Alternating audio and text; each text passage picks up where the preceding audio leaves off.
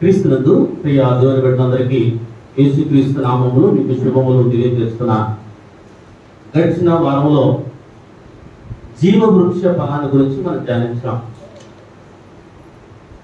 ఏదేను వనములో దేవుడు ప్రత్యేకంగా మొలిపించినటువంటి వృక్షాలు జీవవృక్షము, మంచి చెడులు తెలివినిచ్చు వృక్షము.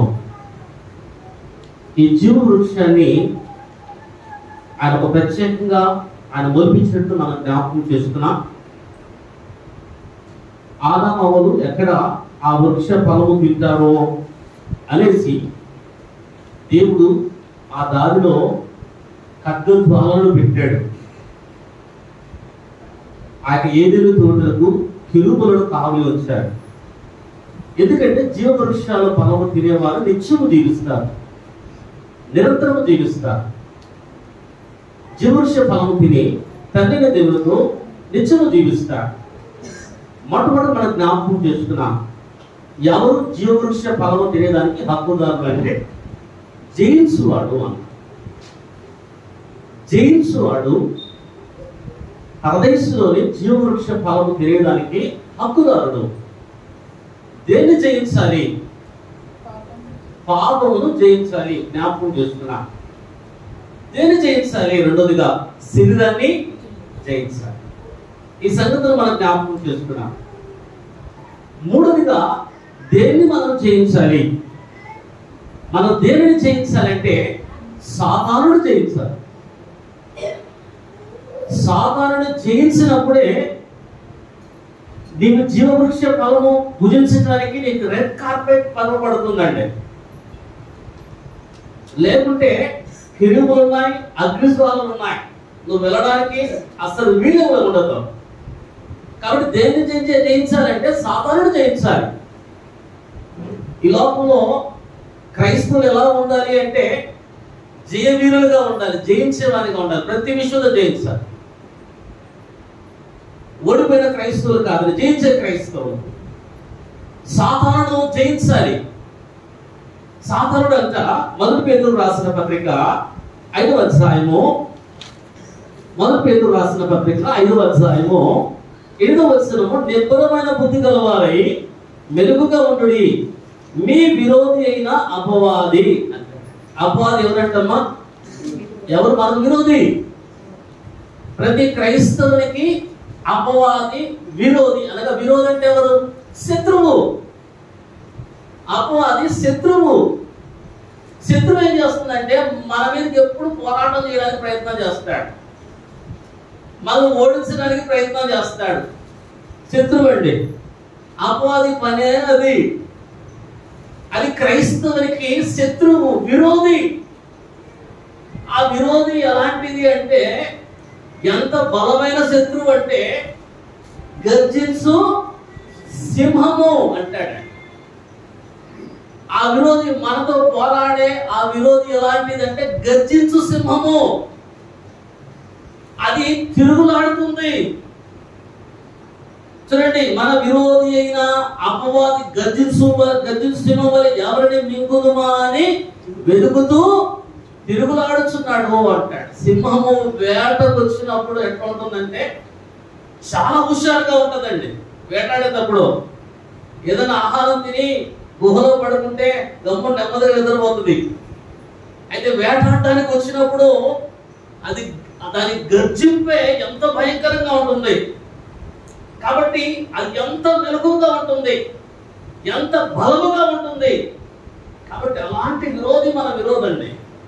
నువ్వు జీవవృక్ష ఫలాలు తినాలంటే, జీవవృక్ష ఫలములను పాలుపొందులు పొందాలంటే ఈ బలమైన అపవాదిని నువ్వు జయించాలి. నిజంగా అపవాదిని పరిశుద్ధాత్మ దేవుడు దేంతో పోలుస్తున్నాడంటే సింహముతో పోలుస్తున్నాడు, వేటాడే సింహముతో పోలుస్తున్నాడు. అది ఎవరిని మింగుదుమా అని ప్రతినిత్యము కూడా తిరుగులాడుతుందండి. సింహము కంట్లో పడితే ఏ జింకైనా వెంటనే దాని నోటి దగ్గర కలుపుకోవాల్సిందే. అట్లాగా మనను వేటాడడానికి అది పొంచి ఉంటుంది. కాబట్టి ఎట్లా ఉండాలంటే మెలుగుగా ఉండండి అంట. మెలుగుగా జయించాలంటే సింహాన్ని గమనం నిద్రపోతున్నాం అనుకో, లేకపోతే ఏదో పరధ్యానంలో ఉన్నామనుకోండి, అది వెంటనే మన మీద పడి మనం మింగేస్తుంది, మన మీద దాడి చేస్తుంది. కాబట్టి మనం ఏం చేయాలంటే మెలకుగా ఉండండి, నిబ్రమైన బుద్ధి కలవాలి, మెలకుగా ఉండండి. కాబట్టి అపవాదిని మనం జయించాలంటే అపవాది మనకు శత్రువు, మన విరోధి. దేవుని బిడ్డల విరోధి ఎవరంటే అపవాది, డౌట్ లేదండి. వాడు ఎలాంటి వాడంటే గర్జించు సింహము, డౌట్ లేదండి. వాడు ఎలాంటి వాడంటే వేటాడే సింహము, డౌట్ లేదండి. కాబట్టి అలాంటి వేటాడే బలమైన సింహాన్ని క్రైస్తవులు జయిస్తేనే ఆ జీవవృక్ష ఫలంలో పాలిభాగస్తులవుతాం, తగిన దేవుడు నిలిచి ఉంటాం. అయితే నువ్వు నిద్రపోతున్నావు అనుకోండి, ప్రార్థన చేయకుండా, దేవుని సన్నిధికి రాకుండా, నువ్వు మెలుగుగా లేకుండా ఉన్నావు అనుకోండి, నువ్వు బలహీనంగా ఉన్నావు అనుకోండి, అది వచ్చి ఏం చేస్తుందంటే నిన్ను మింగేస్తుంది. మనం సాతానుతో పాటు అగ్ని గంధ ముందు గుండములో మనము ఉంటాం, ఆ కాలంలో ఉంటాం. కాబట్టి నువ్వు సాతానుని జయించాలి. వాడు చాలా బలవంతుడు, పరిశుద్ధాత్మ దేవుడు జ్ఞాపకం చేస్తున్నాడు. ఎంత బలవంతుడు అని వాక్యంలో గమనిస్తే ఆ సాతానికి ఎన్ని పేర్లు ఉన్నాయమ్మా? ఎన్ని పేర్లు ఉన్నాయి సాతానికి? ప్రకటన గ్రంథము ఒకసారి మనం చూద్దాం. ప్రకటన గ్రంథము 20వ అధ్యాయము, బైబిల్ గ్రంథంలో అందరూ కూడా తీయాలని పెట్టుకుంటున్నారు. ప్రకటన గ్రంథం 20వ అధ్యాయం, ప్రకటన గ్రంథం 20వ అధ్యాయము 2వ వచనం మనం గమనించినట్లయితే, 2వ వచనం అందరూ చూడండి. అపవాది, అతడు ఆది సర్పమును అనగా అపవాదియును అంటాడు. సాతానికి ఏం పేరేంటమ్మా? ఆది సర్పము. ఆది సర్పం అనగా ప్రారంభంలో ఉండే పాము అండి ఇది. సాతానికి ఏం పేరంటే ఆది సర్పము అనే పేరు, తర్వాత అపవాది అనే పేరు. ఆది సర్పం అనగా అపవాది, సాతాను అను ఆ ఘట సర్పము అంటాడు. ఆది సర్పము, తర్వాత ఏమని పేరు ఉన్నది? సాతాను అనే పేరు, తర్వాత ఘట సర్పము అనే పేరు. అనగా సాతాను అన్న, ఆది సర్పము అన్న, ఘట సర్పము అన్న, అపవాది అన్న ఎవరంటే సాతానుడే అండి. ఎన్ని పేర్లు ఉన్నాయో, ఎన్ని పేర్లు ఉన్నాయండి. కాబట్టి ఇన్ని పేర్లు కలిగినటువంటి బలమైనటువంటి శత్రువు సాతానుడు. ఇది ఎంత బలమైంది అని ఆలోచన చేస్తే ప్రకటన గ్రంథము చూడండి, చక్కని మాట అక్కడ మనం గమనించగలమండి. 12వ అధ్యాయం, ప్రకటన గ్రంథం 12వ అధ్యాయం, ప్రకటన గ్రంథము 12వ అధ్యాయం తీయండి దయచేసి అందరూ కూడా. అది ఎంత బలమైందో మన దేవుడు జ్ఞాపకం చేస్తున్నాడు. 3వ వచనంలో చక్కని మాట అక్కడ మనం గమనించగలమండి. అంతటా పరలోకమందు ఇంకొక సూచన కనపడేమో, ఇదిగో ఎర్రని మహాఘట సర్పము. ఏదంటమ్మా ఇది? మహాఘట సర్పం అంటే ఏంటి చెప్పాలా? ఘట సర్పం అంటే ఏంటి? సాతానుడు. ఆది సర్పం అంటే ఏంటి? సాతానుడు. అపవాది అంటే ఏంటి? సాతానుడు. అంటే బైబిల్లో ఆది సర్పం అన్నా, ఘట సర్పం అన్నా, అపవాది అన్నా, శోధకుడు అన్నా, వాయుమండల అధిపతి అన్నా, ఇవన్నీ ఎవరికి పేర్లు అంటే సాతానుడు పేర్లండి. కాబట్టి ఇక్కడ గమనించినట్లయితే ఆ మహాఘట సర్పము అంటే సాతానుడు, ఎర్రని మహాఘట సర్పము, దానికి 7 తలలను. ఎన్ని తలలు ఉన్నాయంట? అసలే అది సర్పము. ఆ సర్పానికి ఎన్ని తలలు ఉన్నాయంటమ్మా? 7 తలలు అంటండి. ఈ 7 తలల మీద 7 కిరీటాలు ఉన్నాయి, 10 కొమ్ములు ఉన్నాయి. 14 కొమ్ములు ఉండాలి మామూలుగా, 7 14 ఉండాలి.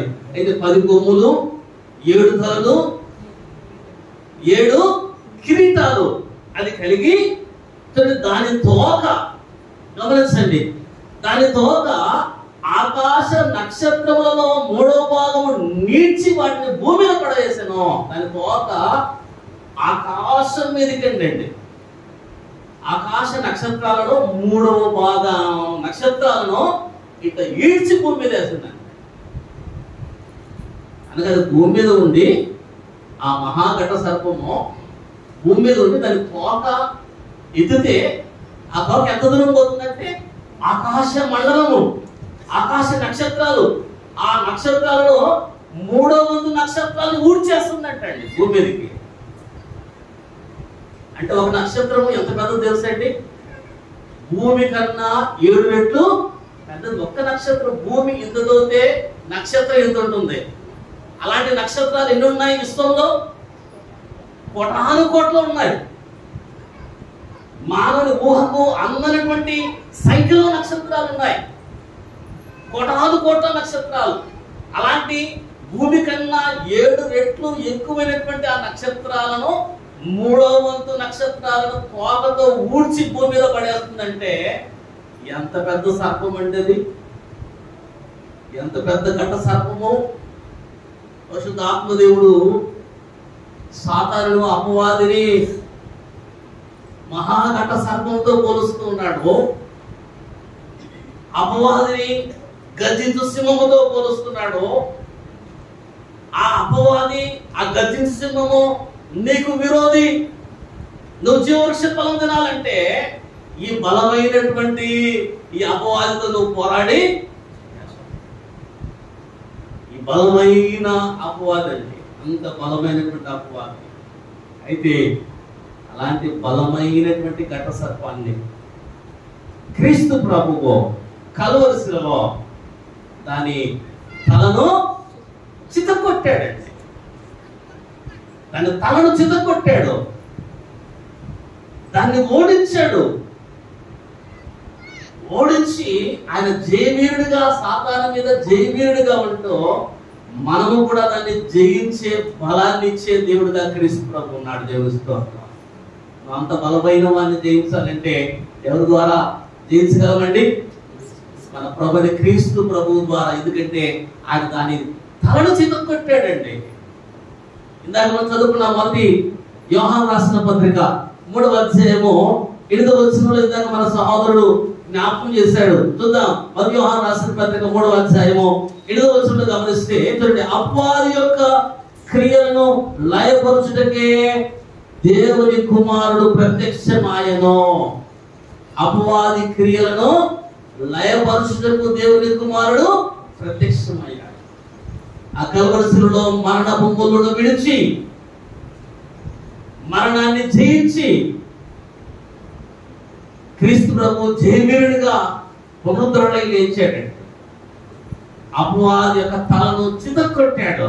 అపవాదిని జయించే ఏకైక వీరుడు ఎవరంటే క్రీస్తు ప్రభు.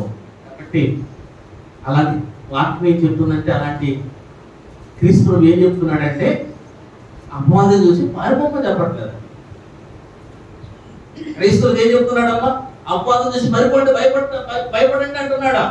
పారిపోమంటున్నాడా? లేదండి. అపవాదిని ఎదిరించుడి.